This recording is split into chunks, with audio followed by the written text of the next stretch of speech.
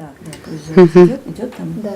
Поговорите, пожалуйста, чтобы настроить, тут должен быть уровень определенный. 101, 102, 103, 104.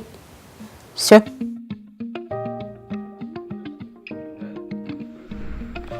Надо хоть губы покрасить.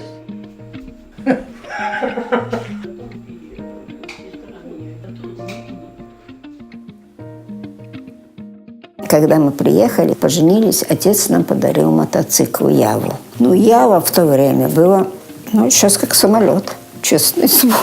Вы не можете представить, Ява красный, красивый, типа перламутровый такой. Выехал во двор, все слетелись туда. Вай-вай-вай, я же вам говорю, это была такая сенсация, как будто вот на самолете мы прилетели. Вы это еще не застали вот эту башню, Королевский замок? Там библиотека была у немцев, и там все было изразцами. Обложено такое красивое место, изразцовый пол, огромный зал. Вы знаете, мы плакали. Зачем это разбили? Зачем? Здесь трудно было сразу перестроиться на мирный лад, потому что каждый дом напоминал о войне. Сколько тут народу погибало, даже такой случай был, такой фамилия его Дикий был, он прошел всю войну. И вот представьте себе, шел около разрушенного дома, кирпич упал с крыши и убил его. Ну как можно почувствовать себя, что это мир?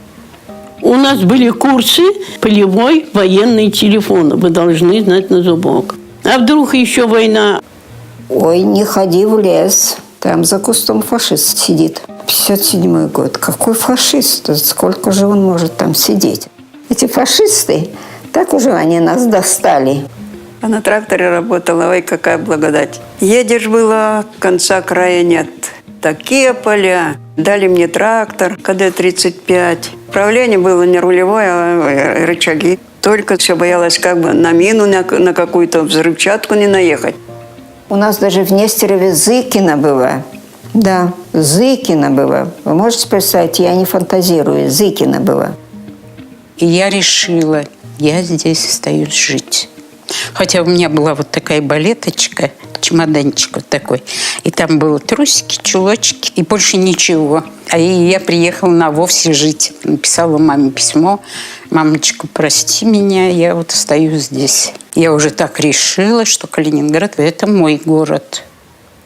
А вы можете какой-то вспомнить свой самый счастливый день в Калининграде, когда вы только приехали?